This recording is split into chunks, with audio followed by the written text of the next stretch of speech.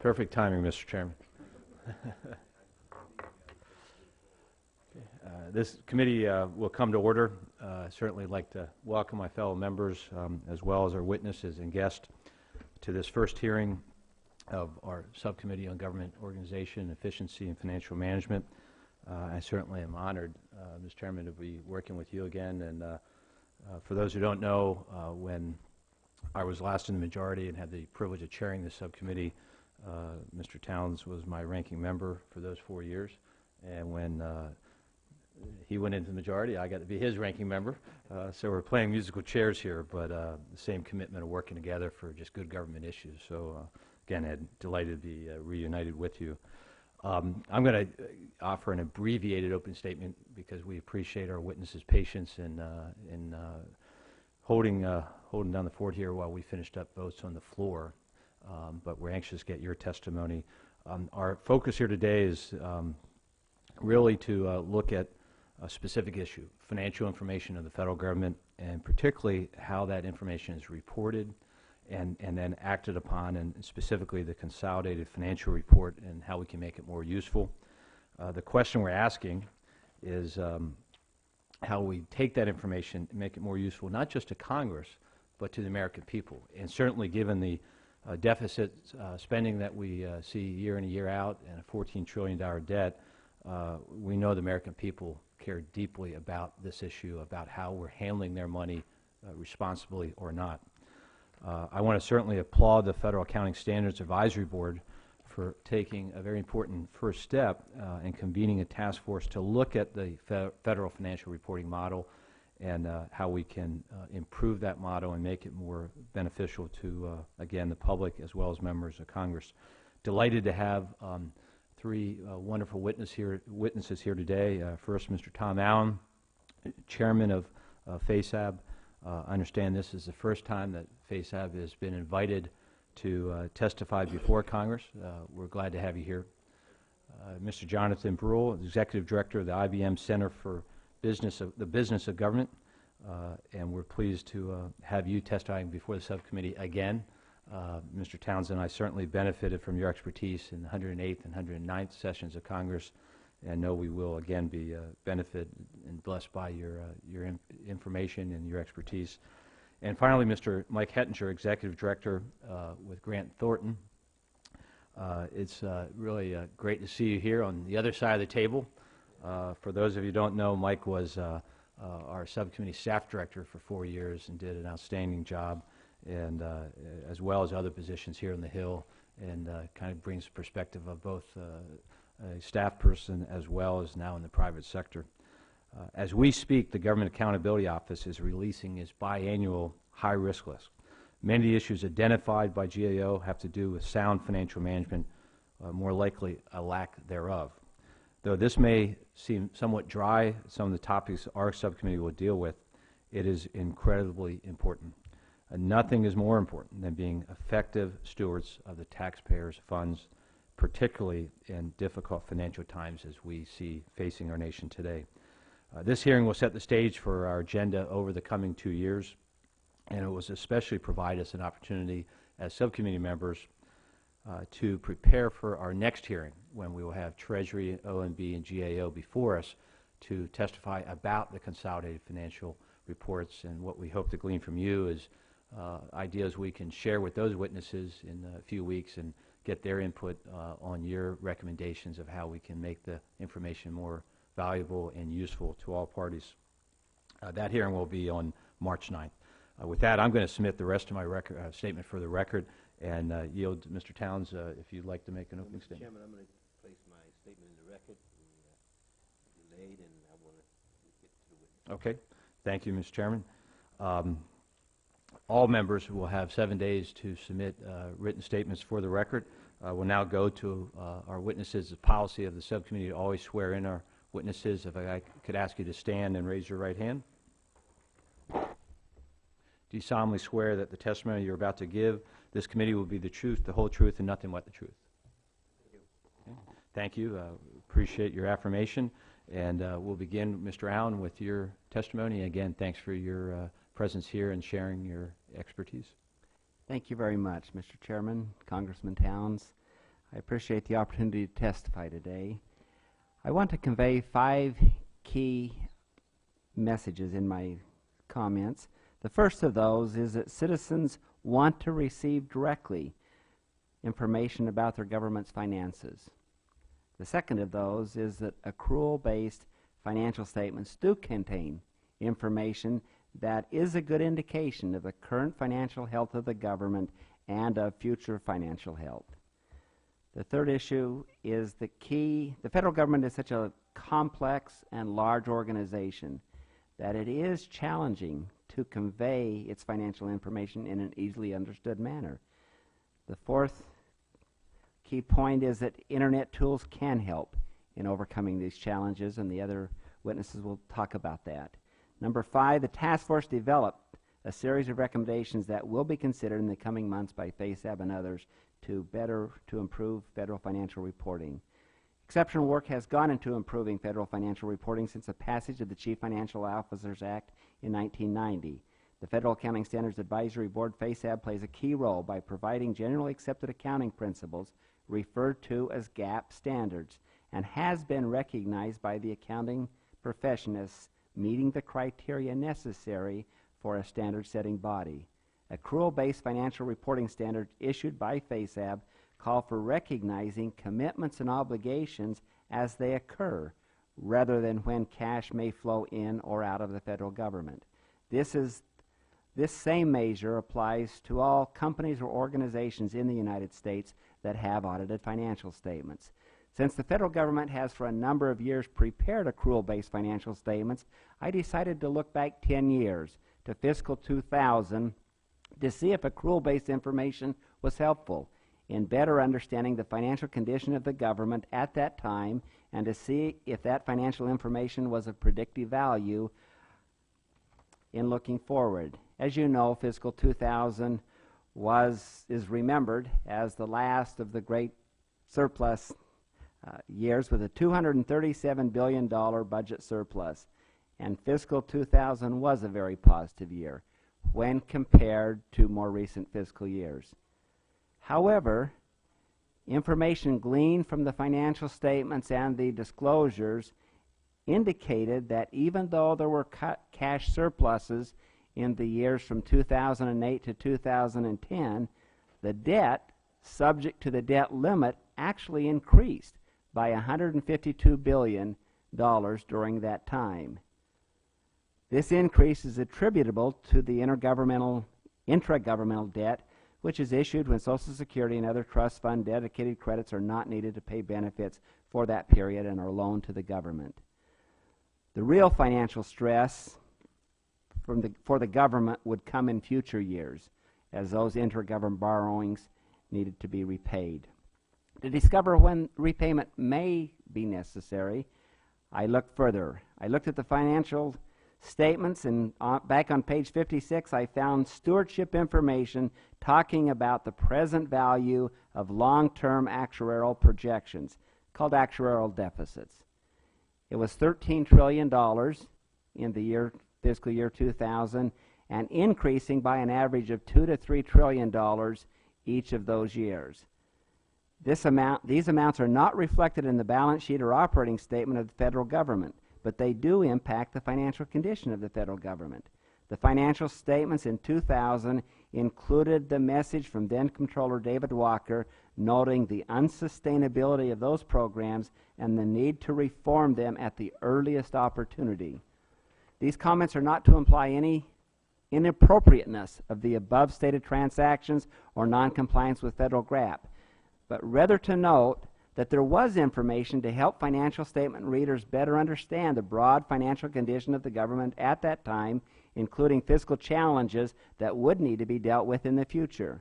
However, citizens and other readers would probably have difficulty in understanding these transactions and what the numbers in those financial statements represented. Despite the much progress that has been made, FASAB has recognized the difficulty of communicating often complex federal financial information and the need to improve the understandability of federal financial reporting. The question of how to better communicate this financial information has also been a challenge. Accordingly, the Federal Reporting Model Project was added to the FASAB agenda. Beginning in year 2008, we undertook a user study. We found that citizens do want to know more about the financial health of the federal government, but they often did not know that financial statements even existed, and when shown the financial statements, had trouble understanding what they meant. Our sponsors from Treasury, OMB, and GAO are also seeking to better inform citizens regarding the financial condition of the federal government. Their efforts have resulted in the schedules of key amounts in the financial statement management discussion and analysis. These schedules are illustrated in my written comments. For fiscal year 2000, additional long-term projections have been added to the financial report. These long-term projections help inform readers about the challenge of continuing current financial policy without change. The task force provided a list of 10 recommendations for consideration by FASAB and its sponsors. I want to thank them for the expertise they brought together and their excellent recommendations. I am hopeful that these recommendations and our other efforts will lead to a better informed citizenry. I look forward to answering your questions. Thank you. Thank you, Mr. Allen. Mr. Brewer? Good afternoon, Mr. Chairman and Ranking Member Towns. I am pleased to have the opportunity to testify this afternoon regarding the report of the FASAB Financial Reporting Task Force. Late last year, the government released its annual financial report. And although that report presents information that's important to citizens as they form judgments about the fiscal future of the government under current policy, it's unlikely that Americans are even aware of its existence or its availability. And because the nation's currently engaged in crucial debates about the appropriate role in the near-term and the long-term fiscal imbalance, the annual financial report is now more relevant than ever before to citizens, political leaders, and analysts.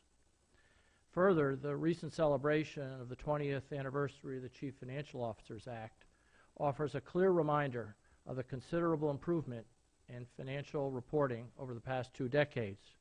However, the challenge of effectively delivering that information to users remains unfinished.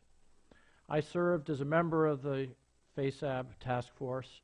The objective of that task force was to increase users' access, their understanding, and their use of financial information, while avoiding costly requirements that do not add value. To do so, the task force focused on the consolidated financial report, largely because that's where we judged the public would start in order to learn about the fiscal health of the federal government as a whole. And the FASAB user studies, as Mr. Allen indicated, showed that citizens and indeed many executives and managers in government have difficulty understanding the information in that report. Indeed, many of them believe the document is written by accountants or economists, which it is. And consequently, they believe the government should adopt a web-based method of communicating information about the fiscal condition and performance of the federal government. Since 4 of the task force's recommendations focus on methods to enhance this communication of government-wide financial information, I want to devote the balance of my remarks just to highlighting those 4 items. The first task force recommendation was to move away from paper-based reporting and to adopt an electronic, web-based reporting method. The public relies increasingly on digital devices, whether it's BlackBerries and other devices, which we all are carrying, and interactive media to obtain their information on demand.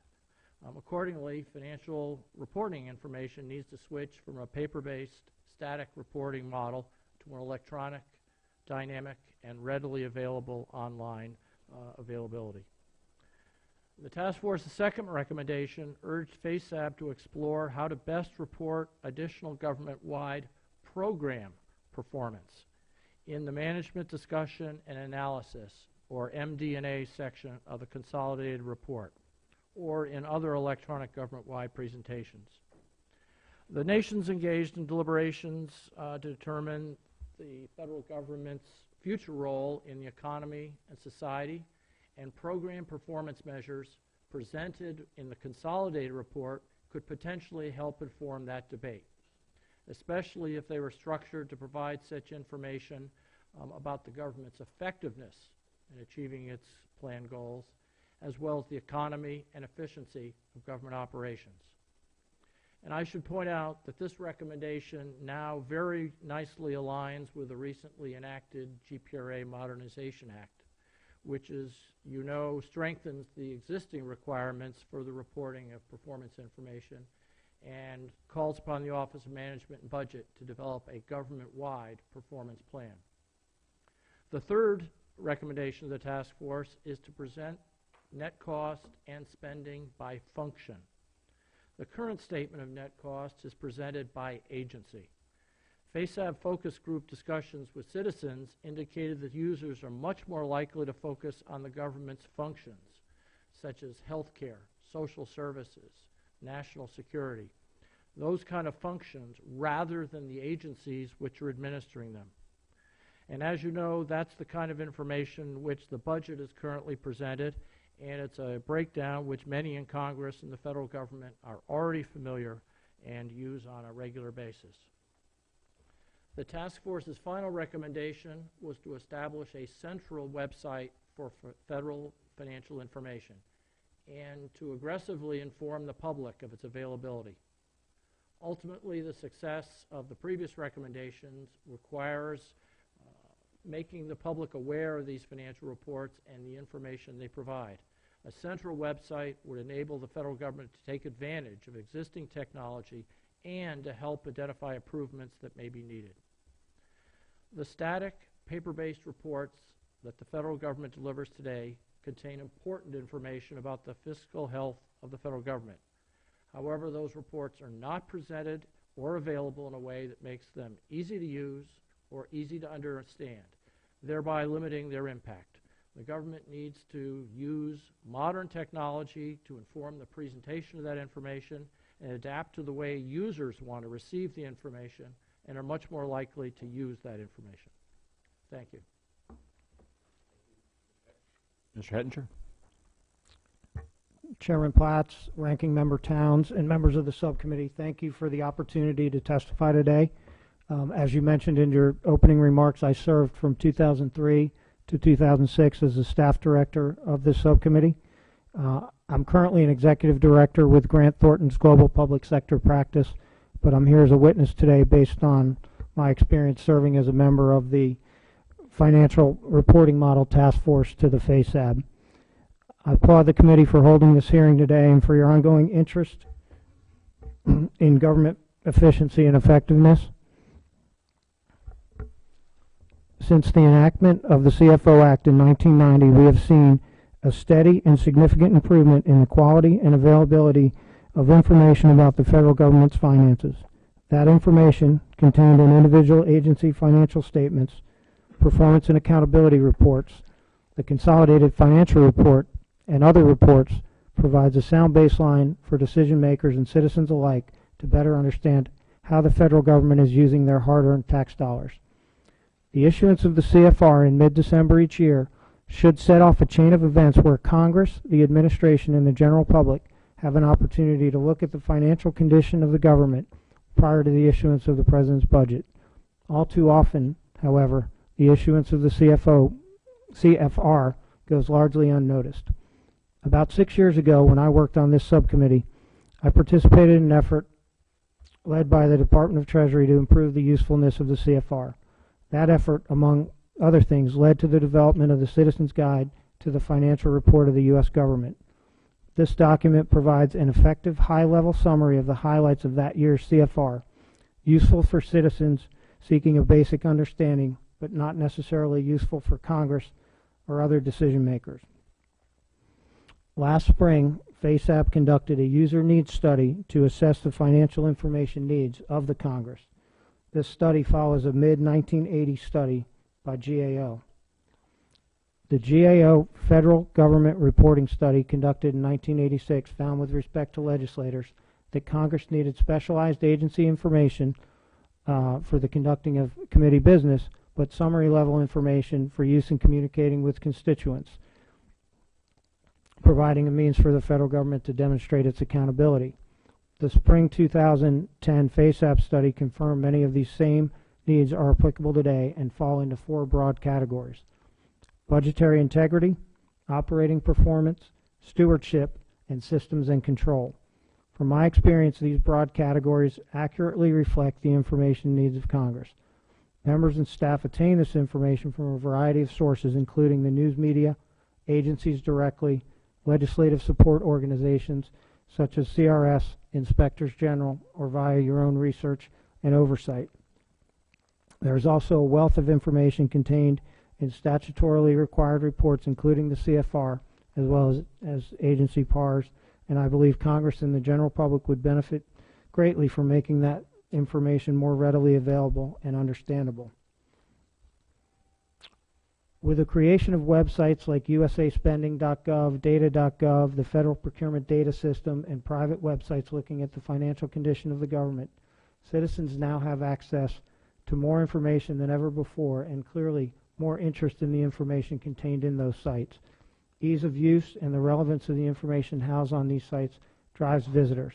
However, the completeness and accuracy of the data contained within is essential for those government-owned sites.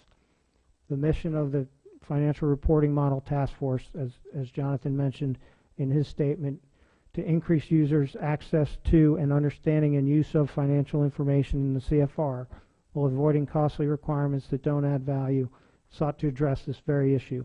I was pleased to be a part of this effort because I believe that mission gets to the heart of where we stand on federal financial management 20 years after the enactment of the CFO Act.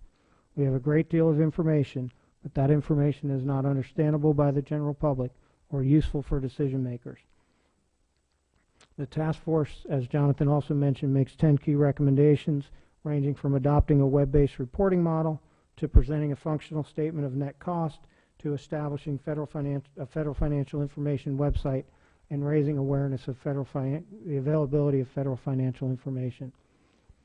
Recommendation 1, asking Treasury to move away from a paper-based reporting model by adopting an electronic web-based reporting model, is essential if we are to move in the direction of improving the availability and transparency of government information. This recommendation, combined with Recommendation 10, which calls for the establishment of a federal financial information website to help raise awareness of the government's financial information, go a long way toward improving the ease of access to information.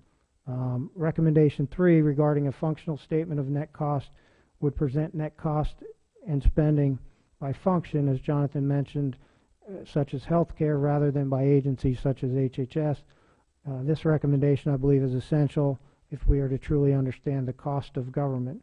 And there are a number of other recommendations that I've highlighted in my written statement. I'll skip over those because I think they've been addressed by the other witnesses. I'll close by saying there's a wealth of really important financial information contained in the CFR, as well as in agency financial statements. But to make that information relevant, it must be timely, accurate, understandable, and usable. Thank you again for the opportunity to be here today, and I'm happy to answer any questions the members may have. Thank you again for testimony, all three, and your written statements will be made part of the record as well. Delighted to have been joined by one of our freshman members, Congressman Gosar from Arizona. Delighted to have you with us on the committee, and returning senior member, Mr. Cooper from Tennessee. So thanks for both of you being with us.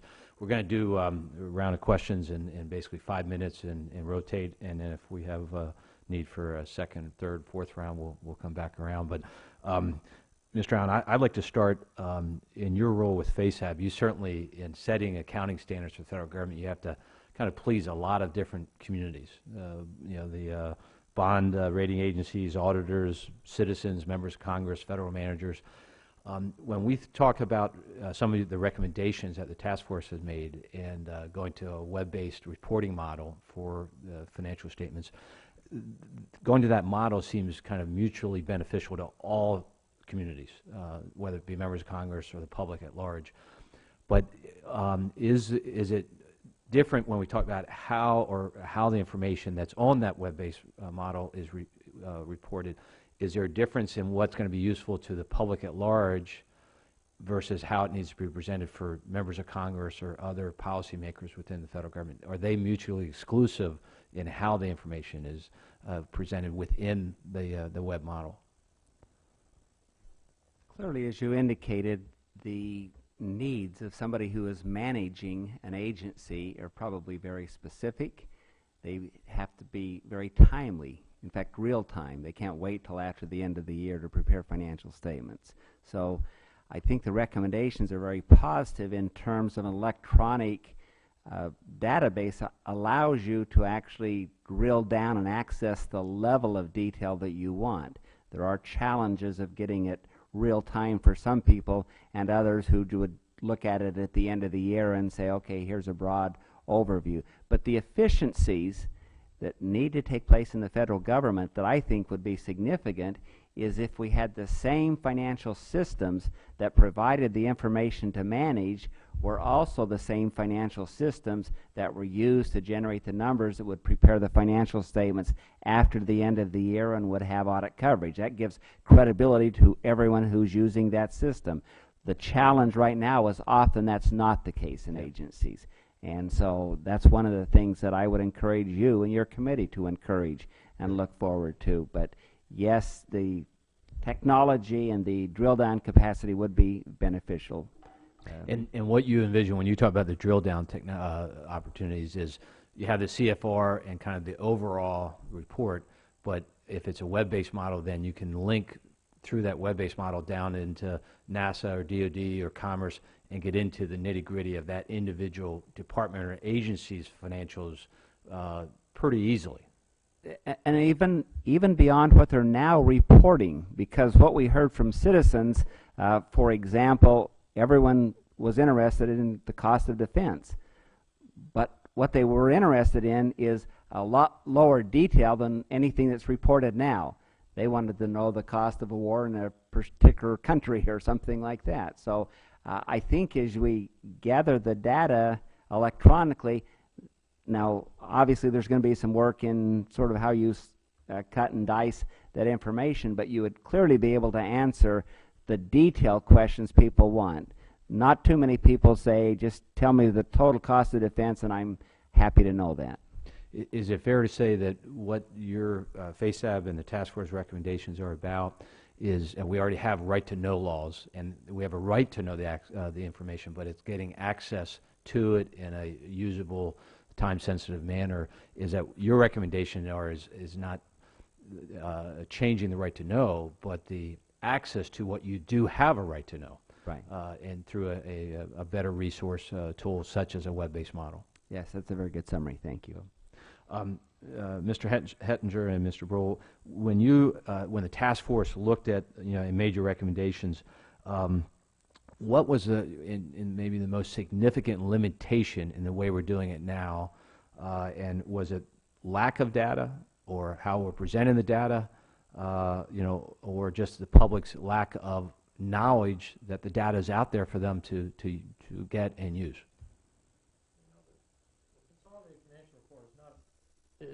Consolidated financial report is not a bestseller. Yeah. You couldn't go to the local bookstore and find one. I recall one of our meetings, we looked around and we had a hard time finding one at our meeting. So I think the problems are pretty basic. They have to do with the availability of that information, and then second, the presentation, the readability and understanding. The published documents full of spreadsheets, and they're hard-printed spreadsheets. They're not searchable. They're not readily understandable, and they're not the kind of thing that an average citizen could quickly lay their eyes on and understand. It takes some attention and some skill. Well, and I think that certainly sums up the general thoughts on it. In a way, it's almost too much information. And I mean, as Jonathan talked about, if you were to pull one out, and I'm guessing no one here has one, but if you were to pull one out, it's this big, and it's got an awful lot of detailed information in there. And your average citizen is not going to look at that document and quite honestly understand much of anything that's in it. What we tried to do as we looked at this electronic reporting model was say, okay, what can we put at a summary level that citizens will use, but then those who are decision makers and others will be able to drill down deeper and find the type of information they need. I think that's what's interesting about the both the Treasury effort I mentioned from 5 or 6 years ago, as well as the user needs study, because there is a balance. I mean, one of the things we learned in that Treasury effort is the bond rating agencies, Moody's and Standard & Poor's, and those folks are actually very interested in the detailed data that is contained in the consolidated financial report. Your average citizen doesn't want to see the same type of information that that Moody's and Standard & Poor's want to see. So we try to provide a vehicle that will allow for some summary level information, but then a drill down that won't overwhelm people. When, before I yield to the ranking member, I think that what we've seen over the years, and Mr. Cooper certainly has been a leader in trying to raise awareness within the public at large of the importance of these issues. And as Mr. Burrell said, you know, it's not necessarily a bestseller, the CFR, but it is really one of the most critical reports that's done for the American people when it comes to how we're spending their money. And I've joked in the past when I last chaired the subcommittee that in getting attention to this issue of the information and access to the information is that I've gotten to the point where I think that maybe we need to, along with the three of you experts, is to have a, you know, maybe a baseball player who's doing steroids be here, you know, to show an interest in the consolidated financial reports, and that would help generate interest in this very important information. So, you know, we're going to keep trying to raise awareness and work with you and others on better access to this critically important information. So, with that, I yield to the ranking member, Mr. Towns. Thank you very much, Mr. Chairman. When you get that baseball player, just make certain he's not a Yankee. Well, as a diehard Orioles fan, no problem there. So, yeah. Let me again thank you very much for holding this hearing, and let me begin by, you know, we keep talking about the word user friendly. You know, what can we do to sort of make this more user friendly, where people can sort of understand it in terms of, you know, members of Congress and the general public in particular? What can we do? You have any ideas of some things that we might be able to do to make it a little more user friendly?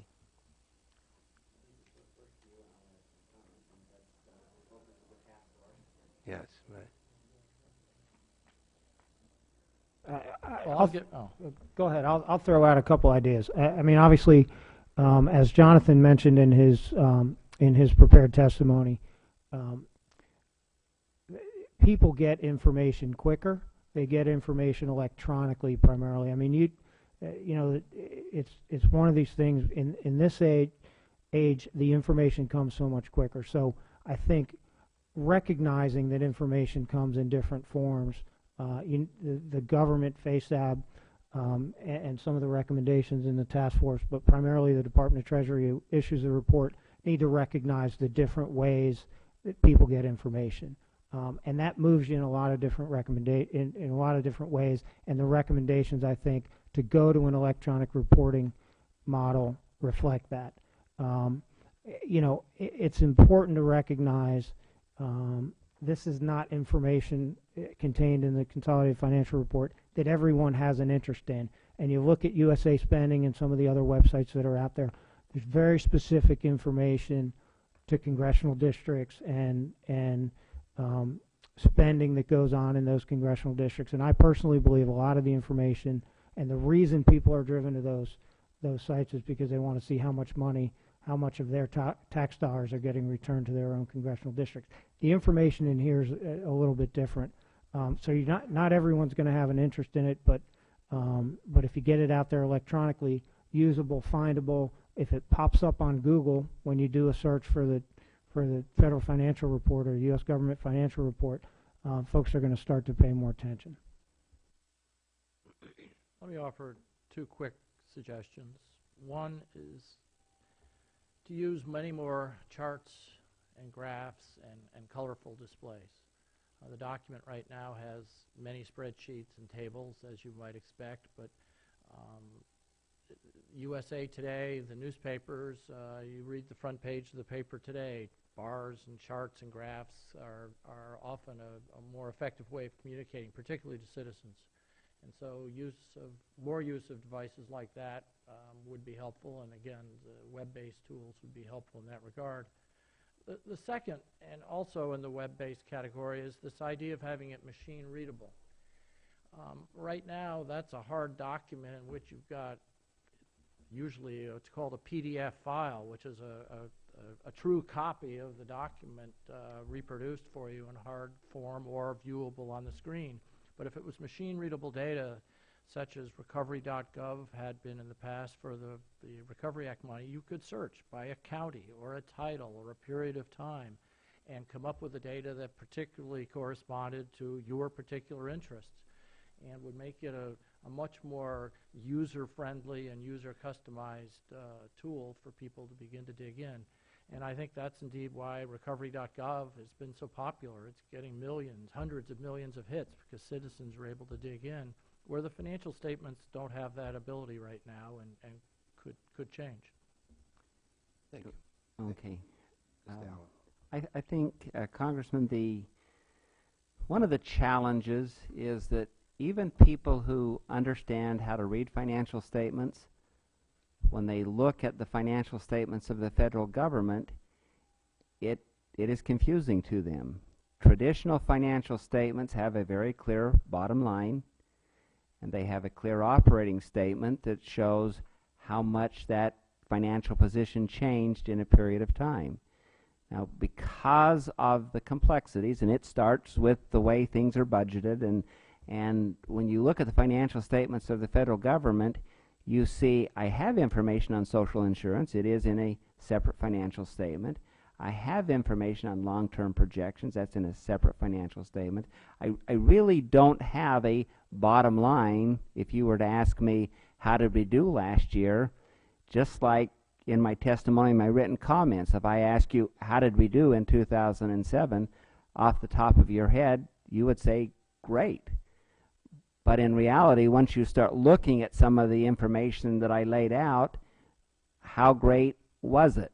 And that's something that you would start asking yourself, in your mind. Well, it was great, but we were increasing our debt. How do those two things reconcile together? So, I mean, that's the challenge that we have with the complexity of the federal government.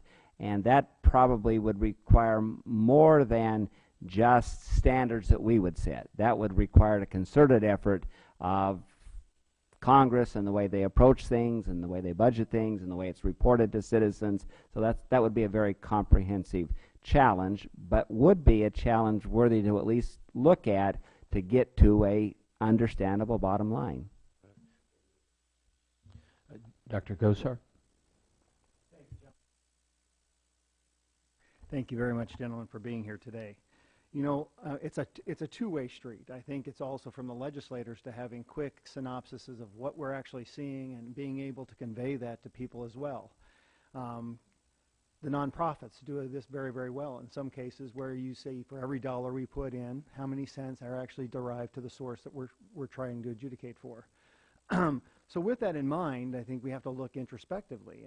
And from your perspective, what is the best way from an accounting perspective to determine if a government program is using its dollars efficiently?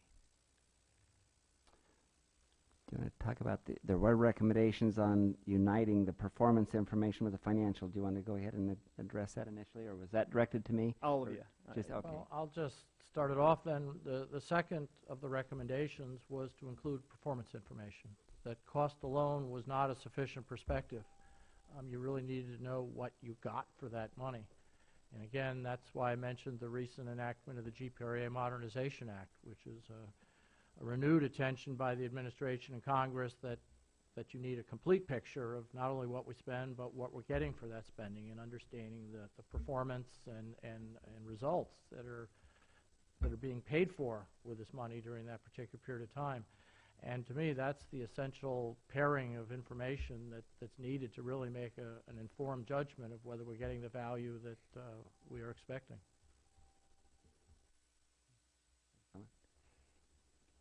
I mean, I'll associate myself with Jonathan's remarks. I mean, there's lots of ways to try to understand how a federal program is whether it's achieving its results. You know, when I worked on the subcommittee, Chairman Platts and I worked together to try to promote a bill which looks somewhat like what the Gipper Modernization Act looked like. That bill changed over time. The intent was to you know, take a programmatic approach to looking at the performance of programs, basically line by line, program by program, building on the Bush administration's, you know, program assessment rating tool. You know, I think it's effective. What you then have to do, as Jonathan talked about, is to tie that program performance information back to budget, and that's really the key in assessing the performance, but then demonstrating some budgetary changes as a result of a program's performance. Easier said than done in a lot of ways, I think, but that's how I would approach it. That's how I think it's been approached, and there have been many, as you know, many efforts by Congress and others over the years to try to understand exactly how effective these programs are being. I would add, I guess you talked about not-for-profit organizations, and even there, the standard setter identified what it is you need to report, cost of raising money versus program services you're delivering, but there is no requirement from an accounting standpoint of tell us how effective you are, and so it is a challenge. In fact, that probably is an area that is best addressed by those who are managing those programs, the agencies themselves. And I think from a standard setter standpoint, we can say you should include program information, but how to effectively present it is probably going to reside with those agencies, with models that may be presented by the task force or others. Well, a follow-up question, because I want to make sure that we're getting right information in regards to the proper accounting. So in your opinion, as accountants and following through in financial statements, in last year's health care bill, did Congress follow its due process in properly accounting for funds and cost analysis in a transparent and accurate accounting method? I don't see the 10-foot pole, but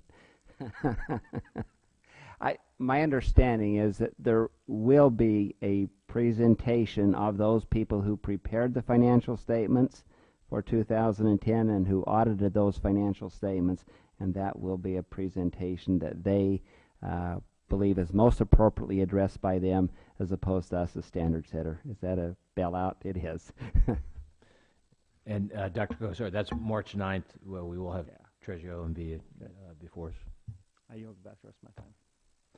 Thank you. And before I yield to Mr. Cooper, is it safe to say when we talk about getting more performance information in the report and more easily understood, that if you go to that web-based model and have more performance, one of the true intents of moving the CFR up into December is so that it can be used in drafting the subsequent year's budget, and that, you know, in the current model it doesn't lend itself very well, especially the lack of performance and easily accessed performance information. Is that a fair statement? I think that's true, and I would simply point out that with the new GPRA Modernization Act, at least for the high-level, high-priority goals, the Congress asked for quarterly reporting. So in fact, you could begin to build up a more periodic reporting and have information not only at the end of the year, but during the year when there's some opportunity to make some course corrections or changes if you want to accelerate or decline the trend that you're currently on. So I think that's exactly right. Mr. Cooper? Thank you, Mr. Chairman. Let's be honest. This is one of the most important and most boring hearings in congressional history. We are lucky if this is even on C-SPAN 3. There are about maybe 20 live people in this room, and half of them are asleep, because we are not speaking a language the average American voter understands. So let me put the cookies on the low shelf. And especially I'd like to get Dr. Gosar's attention on this, because as a new member, perhaps he can rescue us. We are now sitting in a room of the only large enterprise left in America that is exempt from using real accrual accounting. This violates the first plank of the Contract with America back in 1994-95, in which Congress was supposed to live by the laws it passes for the rest of the people. It's my understanding that every enterprise in this country with revenues of about $5 million has to use, in addition to cash accounting, also real accrual accounting. But somehow the federal government is exempt. We're hypocritical. Now, why is that? Well, first of all, I still can't find one lobbying enterprise in this town, and Lord knows there are thousands of them. There are between 30 and 60 lobbyists for every one of us. Not one of those folks, to my knowledge, is for real accrual accounting for the federal government. Isn't that interesting? When the average Civic Club member back home has to use real accrual accounting for their business, whether for-profit or non-profit. State and local governments have to use real accrual accounting. It prevents them from hiding their unfunded pension liabilities and things like that. So why isn't the federal government using it? This is a mystery that you gentlemen can help us solve, because while we're talking here about electronic display of information or fine-tuning these facts, there's not a lack of information. There's a willful blindness to that information.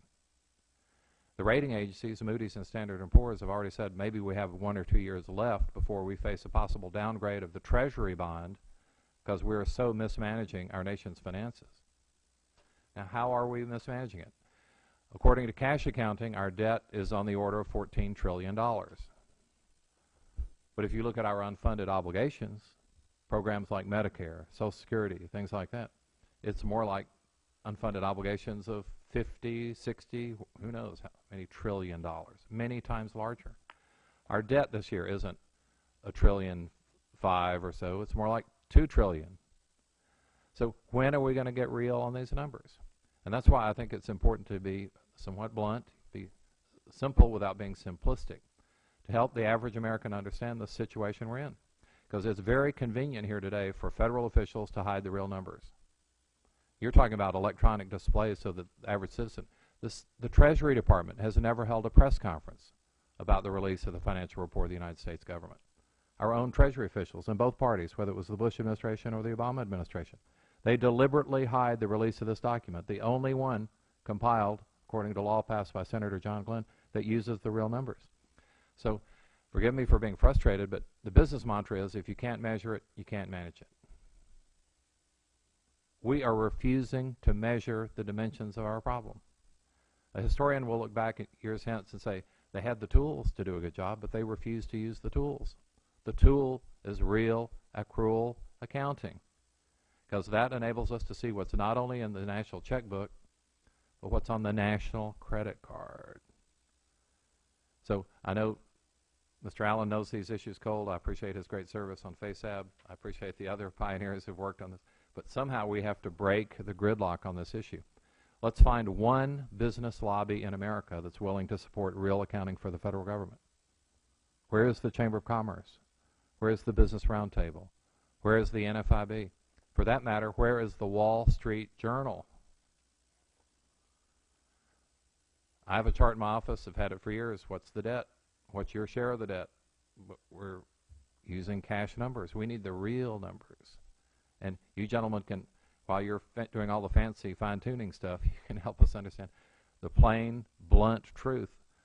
We're not using honest accounting standards, not using real accounting standards, not using accrual accounting standards for the federal government. So this is more of a statement than a question. I appreciate your efforts, Mr. Chairman, to highlight these issues, but I think it's important to make this a less boring hearing and to put the cookies on a low shelf so that perhaps there's somebody out there in C-SPAN 3 land who will make this a cause and bring this to light. Thank you, Mr. Chairman. Thank you, Mr. Cooper. And your statement is one of the reasons I'm delighted to be back on the committee with you. And as I said, your efforts over many years to raise these very, very important issues, and you say maybe boring, but ever, ever important. And look forward to working with you as we go forward in these 2 years to do a better job in having the American people truly understand the financial crisis facing us, because as you said, the real numbers are tens of trillions of dollars of unfunded liabilities out there. So, thank you, Mr. Chairman. Mr. Connolly? Thank you, Mr. Chairman, and I want to express to you my my delight in being on the subcommittee. I picked a third subcommittee because you were chairing it. So thank you. I'm honored. And, and of course, you can imagine how thrilled I was that our first hearing was on accounting. Just, you know, a wonderful subject. But actually, first of all, Mr. Allen, you should know that I was, for a long time, a consultant for FASB. And I didn't lobby for FASB, but I helped represent FASB here in Washington, working with other representatives of yours in a consulting status, and enjoyed very much working with FASB and going to Connecticut and debating green eyeshade issues and how they might be how they might translate into public policy. Let me. I want to ask two questions. The first is, do you all ever look, though, at the costs of your decisions? Mr. Allen, for example, I think I can't remember the exact number. I used to know it by heart, but I was in local government for 14 years, and a new GASB standard added gazillions of dollars to the cost of local government, or eliminated even the option of expanding benefits because of the actuarial implications that GASB required us, all in the name of a new and more transparent accounting standard. And I think it depends on where you sit how helpful that is. And my question is, does FASB and do others, and the other panelists could certainly feel free to comment, ever take into account the cost implications of your decisions, both on the federal and state and local government levels, or for that matter in the private sector? Can I go ahead and start? Or, well, thank you. It's nice to see a welcoming face here and understanding the challenges of standard setting. I suspect I know what standard you're talking about that was passed. That was probably the last standard that I was involved in before I retired from GASB, and that probably had to do with recognizing the cost of healthcare promises for your employees. Was that GASB 76 or something like that? Yeah, yeah. 56, I think. Yeah, 56. However, when one thinks about that, what has resulted from that decision? In other words, as accountants, we try to be non-political. We provide you information that you make decisions. In that particular case, that we receive letters back that were disconcerting. If you make us report this in our financial statements, they won't continue that benefit. And in fact, in the state of Utah, where I'm now a visiting professor at a university, I don't earn any benefit for health care because the state of Utah legislators, when faced with a decision of, do I put that on the face of my financial statements and recognize that, decided that that cost was too great for them to assume. So when you look at the role of accounting, it isn't to make decisions about what one should do, but it's to provide you clearly the information that you've got to make a decision understanding the full cost of that.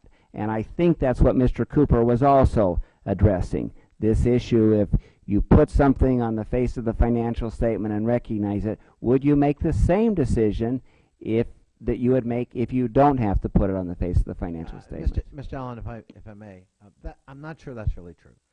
When GASB came out with that standard, we didn't have a choice. The bond rating houses weren't going to accept our financial statements if we didn't do what you, in fact, set out for us. And as a result, it wasn't just a matter of make sure the public knows the transparency of the transaction. That meant that when I wanted to give on an annual basis, because everything's appropriated on an annual basis, that's not an applied commitment for tomorrow, maybe I wanted to increase retirees' health care offsets because of the rise in health care costs. I couldn't just do that on an annual basis as we always had done before that GASB, that new GASB standard. I now had to account for the actuarial life of each recipient forever. And that cost suddenly went from whatever it was, X, to 30 times X. Well, Mr. Cooper may think that's a good thing. But I can tell you as someone who spent 14 years managing a county government that was selected as the best managed in the United States, we didn't think it was such a good thing. And it hurt our firefighters and our retirees because we could no longer provide that extra benefit that they deserved and that they had earned. And so my point is that this is a two-sided coin, that when you make certain standards, it has implications, and suddenly jettisons costs upward, even though nothing's changed, other than your accounting requirement. And I apologize to any effect that may have caused, to individuals or to organizations. Nevertheless, the issue becomes not that GASB has any ability to make a government do anything, like FASAB doesn't have any ability. The only question was, and many governments still provide that benefit and still don't fund health care. Most fund pensions.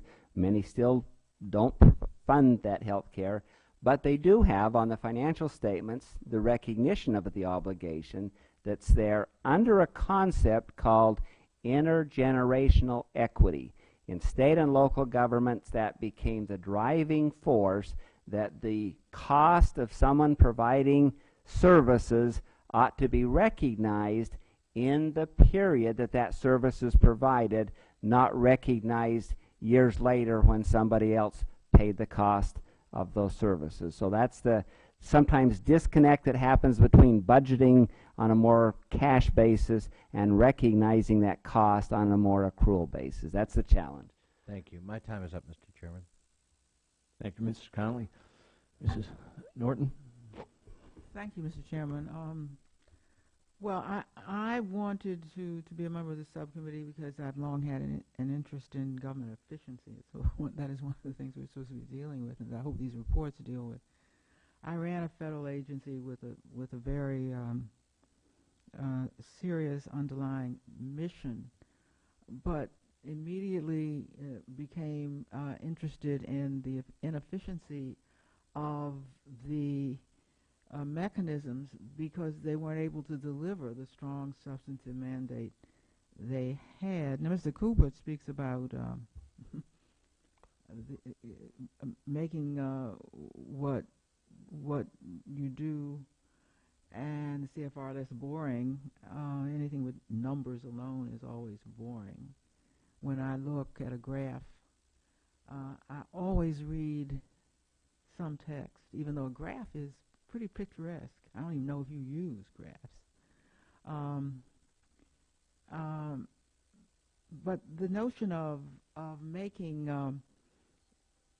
the work understandable to lay people could not be more important today, because when we hear some of what masquerades in what I can only call propaganda for what is right or wrong with the government, you can understand that it must be that there is no objective, understandable information out there. I mean, some things are a little bit easier to understand than others. For example, Social Security. Well, people still have to be told that the trust fund will last X number of years, and that does give them some sense, a little bit of an understanding of Social Security, although it is kind of lumped together with everything else that needs cutting. It does need cutting, but the distinction is an important one. But if you take another program that I have always found very, very difficult to understand, which is even more seriously running out of money, Medicare, I don't think the average person for whom that means everything has any way to fasten on whether or not it'll be, you know if you're young whether or not Social Security will be available. If it's not there, Medicare certainly won't be there. But what you don't know is Medicare is more seriously running out of money than Social Security is. Now you say, this is Mr. Allen's testimony, says on page 4, mentions a citizen's guide to the financial report that began in 2007, and then at the bottom of the page there's a task force necessary still to make recommendations on how to make this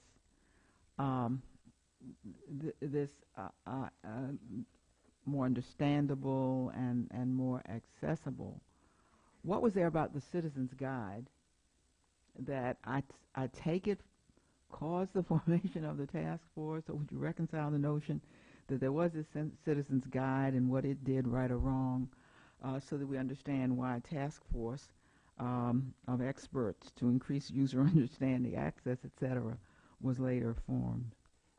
The Citizens Guide was an excellent effort, not by a standard setter. It was by Treasury, OMB, and GAO getting together, as Mike indicated, and coming up with what they thought would be a better way to communicate.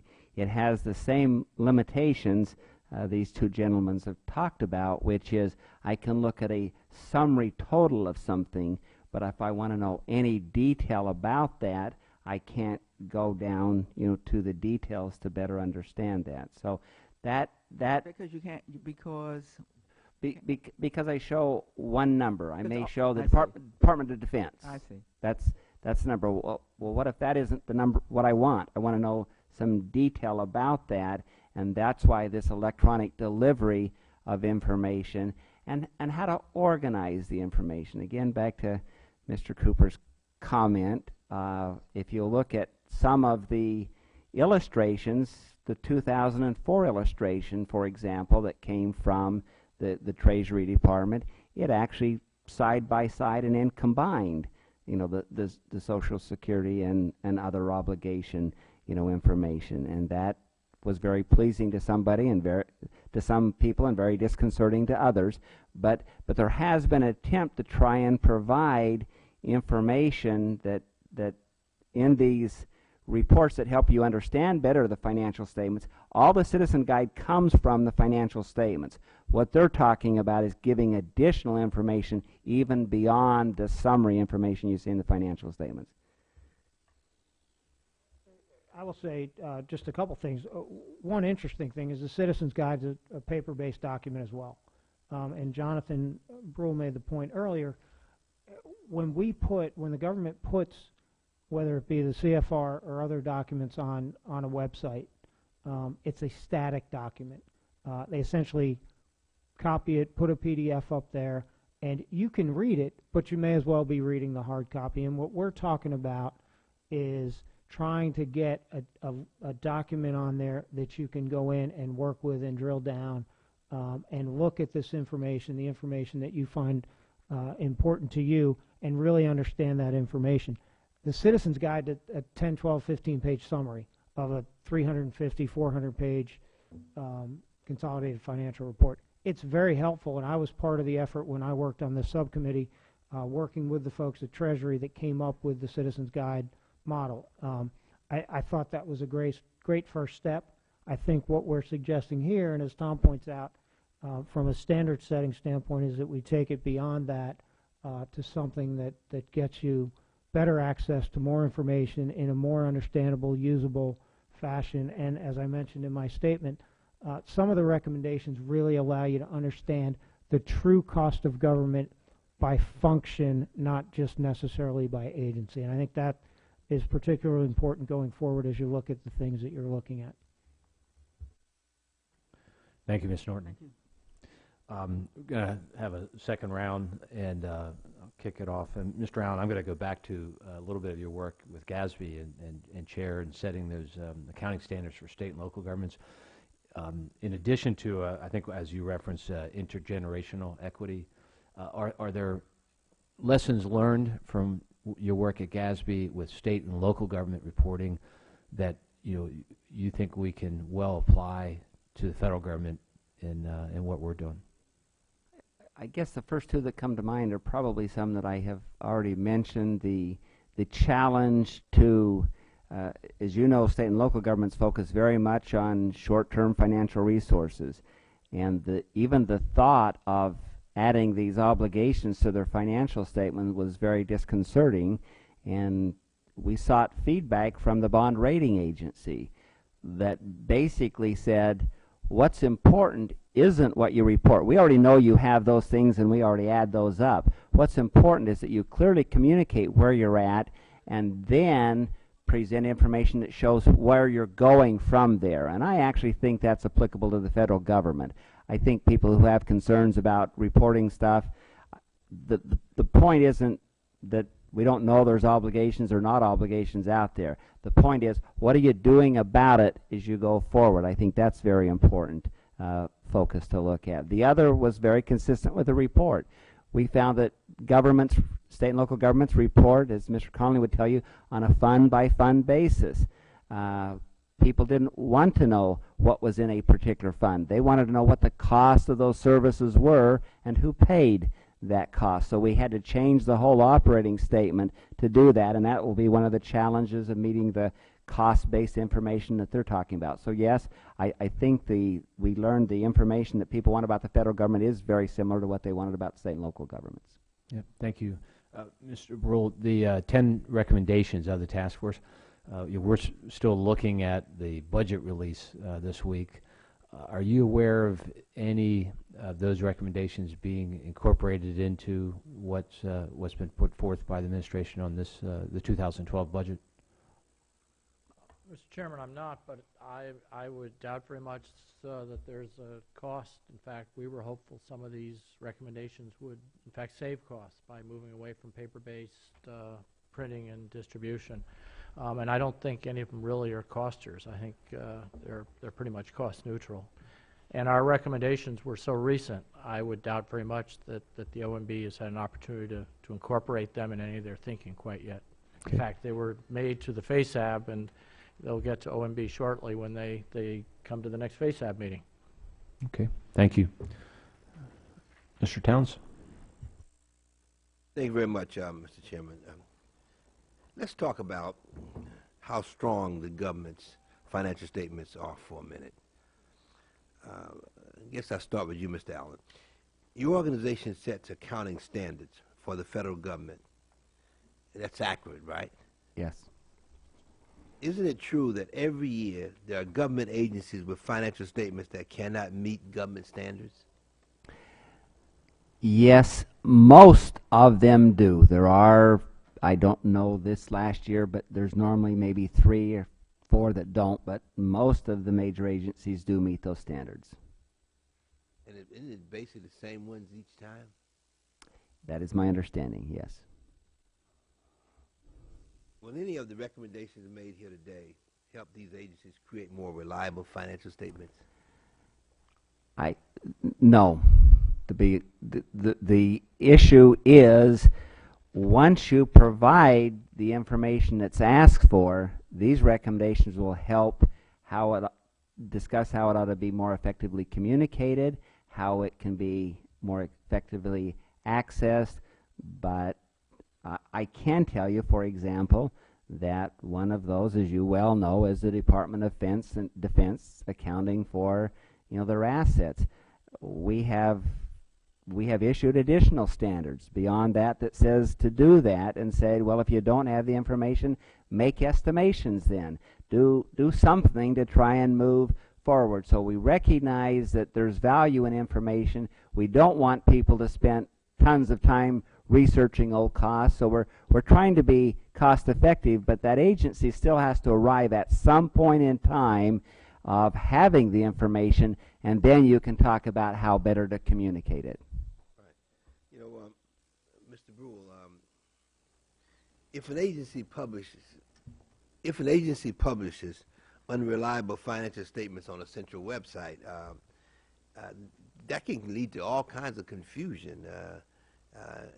So what can we do to avoid that kind of situation? The point is that once that gets out there, and if it's not correct, that could create some serious problems.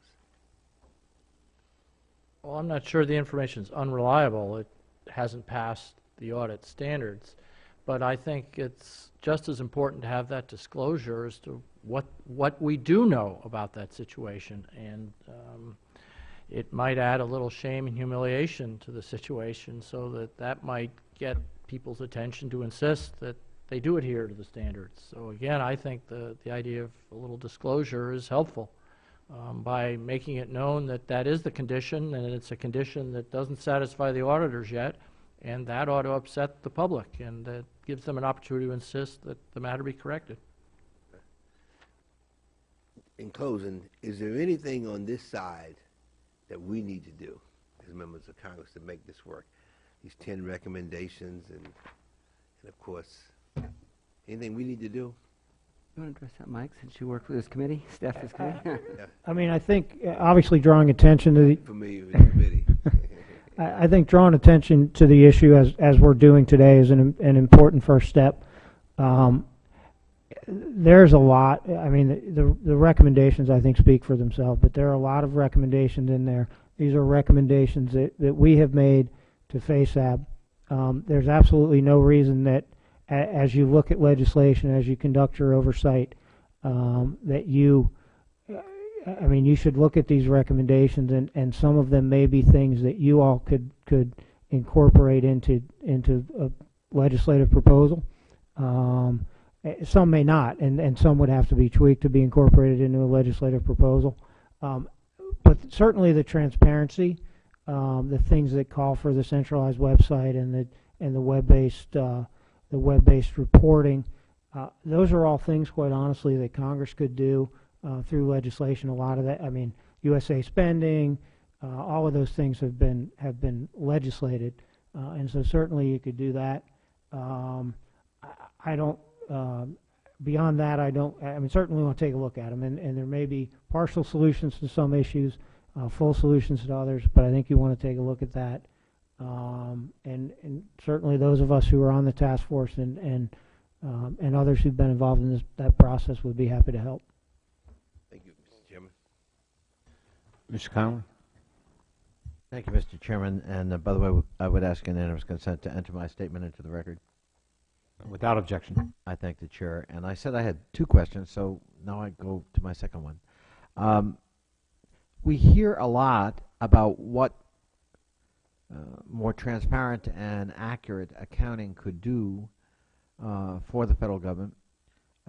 I wonder what your thoughts are about the critique that is sometimes raised that what we don't do very well, and you alluded to it, Mr. Brew, with respect to, or maybe you, Mr. Allen, with respect to the Pentagon, accounting for assets.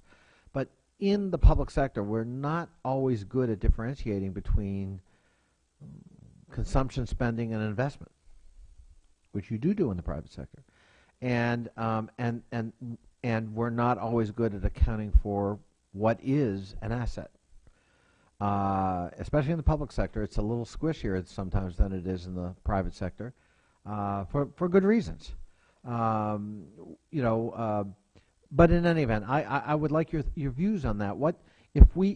How do we get our arms around assets and spending that constitutes investments versus some other kinds of spending? One of the concerns I've got, and we've got the continuing resolution on the floor of the House right now, is almost a mindless approach to spending. It's all bad and it's all the same. Well, it isn't. The spending on the interstate highway system, which was initiated by a Republican president, had a return on it that is impossible to calculate. It was so great. And aren't we glad we made that spending decision? Yes, it costs money, but it's different than purchasing a bottle of water and consuming it. I wonder what your thoughts are on those 2 issues and how we can better account for them and how they would perhaps affect that picture. Well, Mr. Connolly, I think your point is exactly the one that's addressed by this new GPRA Modernization Act, which is recognizing the need to marry the information about cost with information about what the results or performance is that you're buying for it. Is it just water you're consuming, or is it a long-term investment that's going to accrue benefits over time? And having that kind of performance information visible alongside the cost, so you can make a judgment as to whether that dollar is more or better spent here rather than there. And that's why one of the recommendations of this task force to inform those kind of decisions was to have performance information highlighted in the consolidated report as well, so that citizens would have some more information about what they're getting for those dollars that are being spent. Go ahead. Oh, okay. I'll just add real quick that the property, plant, equipment, the asset issue is one that I'm sure as the committee conducts its oversight and you begin to look at individual agency financial statements, you're going to see a recurring theme.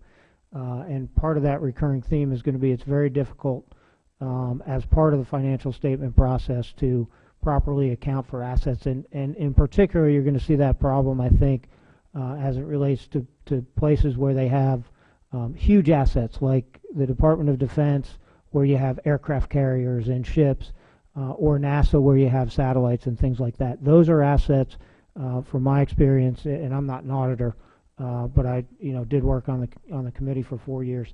those are the things that, as we looked at financial statements when I was on the committee, repeatedly we heard concerns about. So to go back to Mr. Townsend's question, as you're looking at these things and looking at agency financial statements, one of the things you probably ought to take a look at is there a way to better account for assets, for property, plant, and equipment in a way that it's not property, plant, and equipment that's drawing down the entire financial statement, but something that that can be dealt with and allows those agencies to effectively manage their finances without having that pull it down.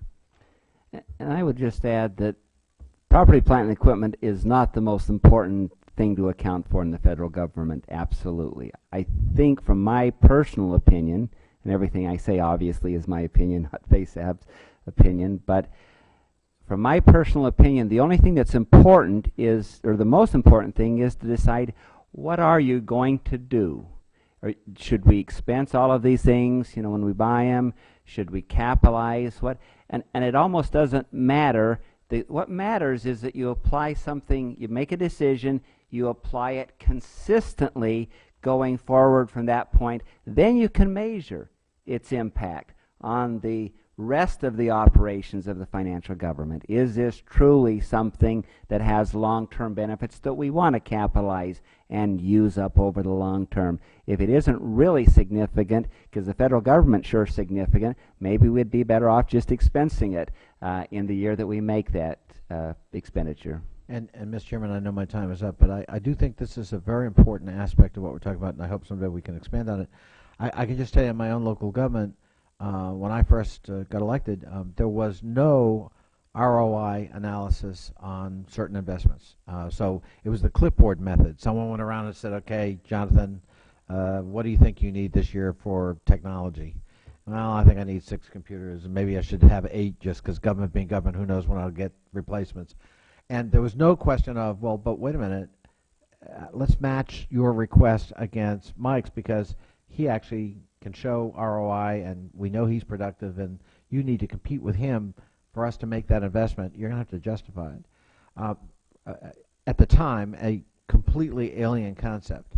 Today, I'm proud to say we do it very rigorously, and everybody understands they're going to have to justify that and other kinds of investments, and that they're in competition with other agencies.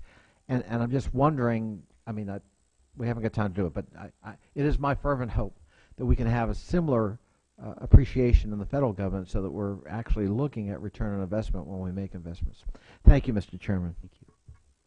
I want to thank our witnesses again, and both for your expertise that you've shared and your knowledge, but also your patience here with hearing that because of the floor votes didn't start for about almost an hour and a half late.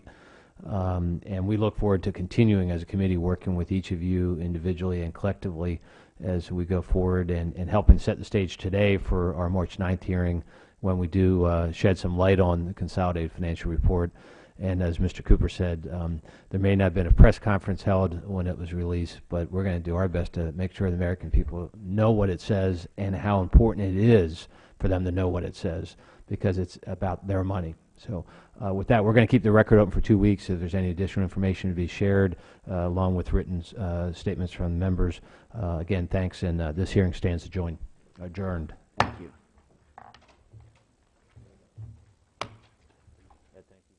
Recognizing commitments and obligations as they occur, rather than when cash may flow in or out of the federal government. This same measure applies to all companies or organizations in the United States that have audited financial statements. Since the federal government has for a number of years prepared accrual-based financial statements, I decided to look back 10 years to fiscal 2000 to see if accrual-based information was helpful in better understanding the financial condition of the government at that time, and to see if that financial information was of predictive value in looking forward. As you know, fiscal 2000 is remembered as the last of the great surplus years, with a $237 billion budget surplus.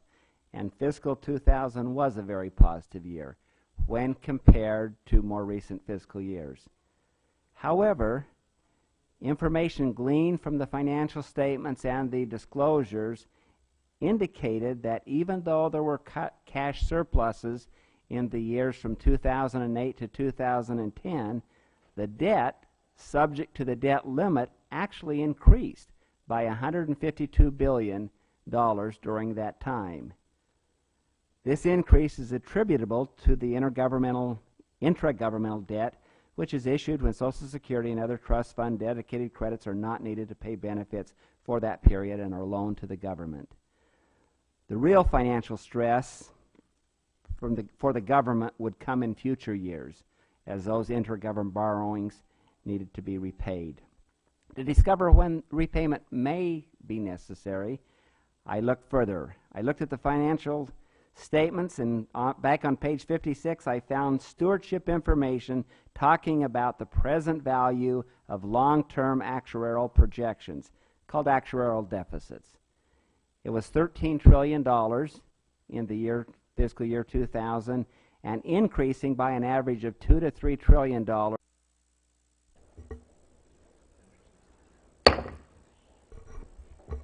Perfect timing, Mr. Chairman. This committee will come to order.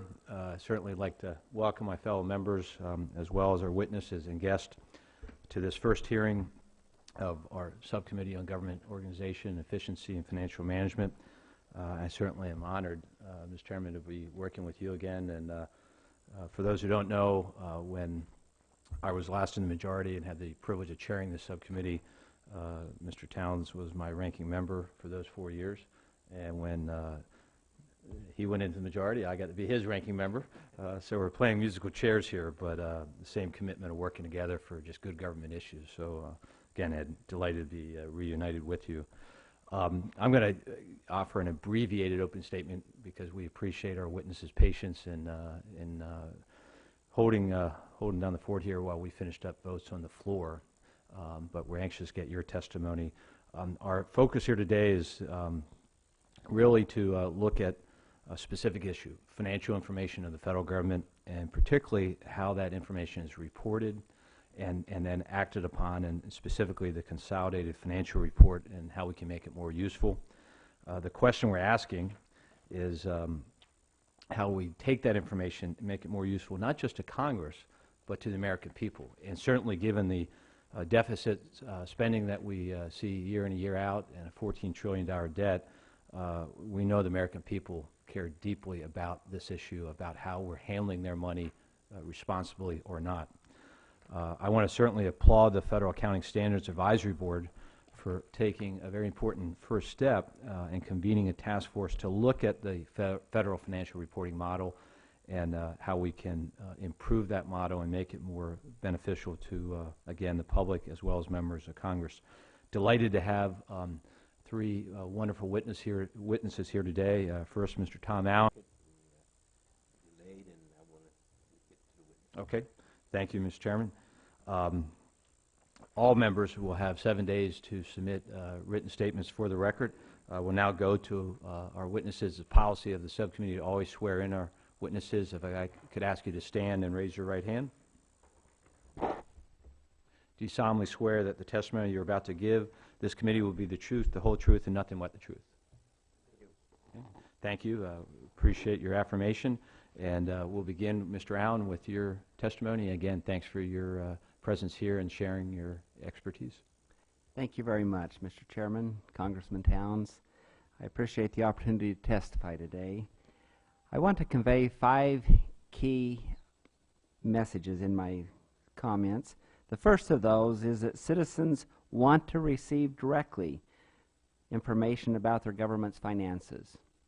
The second of those is that accrual-based financial statements do contain information that is a good indication of the current financial health of the government and of future financial health. The third issue is the federal government is such a complex and large organization that it is challenging to convey its financial information in an easily understood manner. The fourth key point is that Internet tools can help in overcoming these challenges, and the other witnesses will talk about that. Number 5, the task force developed a series of recommendations that will be considered in the coming months by FASAB and others to improve federal financial reporting. Exceptional work has gone into improving federal financial reporting since the passage of the Chief Financial Officers Act in 1990. The Federal Accounting Standards Advisory Board, FASAB, plays a key role by providing generally accepted accounting principles referred to as GAAP standards, and has been recognized by the accounting profession as meeting the criteria necessary for a standard-setting body. Accrual-based financial reporting standards issued by FASAB call for Chairman of FASAB. I understand this is the first time that FASAB has been invited to testify before Congress. We're glad to have you here. Mr. Jonathan Brule, Executive Director of the IBM Center for the Business of Government, and we're pleased to have you testifying before the subcommittee again. Mr. Townsend, I certainly benefited from your expertise in the 108th and 109th sessions of Congress, and I know we will again be benefited and blessed by your information and your expertise. And finally, Mr. Mike Hettinger, Executive Director with Grant Thornton. It's really great to see you here on the other side of the table. For those of you who don't know, Mike was our subcommittee staff director for 4 years and did an outstanding job, and as well as other positions here on the Hill, and kind of brings perspective of both a staff person as well as now in the private sector. As we speak, the Government Accountability Office is releasing its biannual high-risk list. Many of the issues identified by GAO have to do with sound financial management, more likely a lack thereof. Though this may seem somewhat dry, some of the topics our subcommittee will deal with, it is incredibly important. Nothing is more important than being effective stewards of the taxpayers' funds, particularly in difficult financial times as we see facing our nation today. This hearing will set the stage for our agenda over the coming 2 years, and it will especially provide us an opportunity as subcommittee members to prepare for our next hearing, when we will have Treasury, OMB, and GAO before us to testify about the consolidated financial reports. And what we hope to glean from you is ideas we can share with those witnesses in a few weeks and get their input on your recommendations of how we can make the information more valuable and useful to all parties. That hearing will be on March 9th. With that, I'm going to submit the rest of my statement for the record and yield to Mr. Towns if you'd like to make an opening statement. Chairman, I'm going to place my statement in the record. Each of those years. These amounts are not reflected in the balance sheet or operating statement of the federal government, but they do impact the financial condition of the federal government. The financial statements in 2000 included the message from then Comptroller David Walker noting the unsustainability of those programs and the need to reform them at the earliest opportunity. These comments are not to imply any inappropriateness of the above stated transactions or noncompliance with federal GAAP, but rather to note that there was information to help financial statement readers better understand the broad financial condition of the government at that time, including fiscal challenges that would need to be dealt with in the future. However, citizens and other readers would probably have difficulty in understanding these transactions and what the numbers in those financial statements represented. Despite the much progress that has been made, FASAB has recognized the difficulty of communicating often complex federal financial information and the need to improve the understandability of federal financial reporting. The question of how to better communicate this financial information has also been a challenge.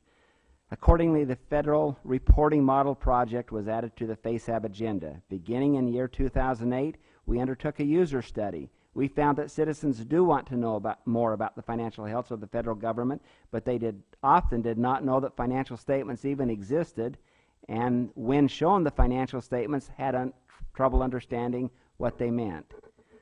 Our sponsors from Treasury, OMB, and GAO are also seeking to better inform citizens regarding the financial condition of the federal government. Their efforts have resulted in the schedules of key amounts in the financial statement management discussion and analysis. These schedules are illustrated in my written comments. For fiscal year 2000, additional long-term projections have been added to the financial report. These long-term projections help inform readers about the challenge of continuing current financial policy without change. The task force provided a list of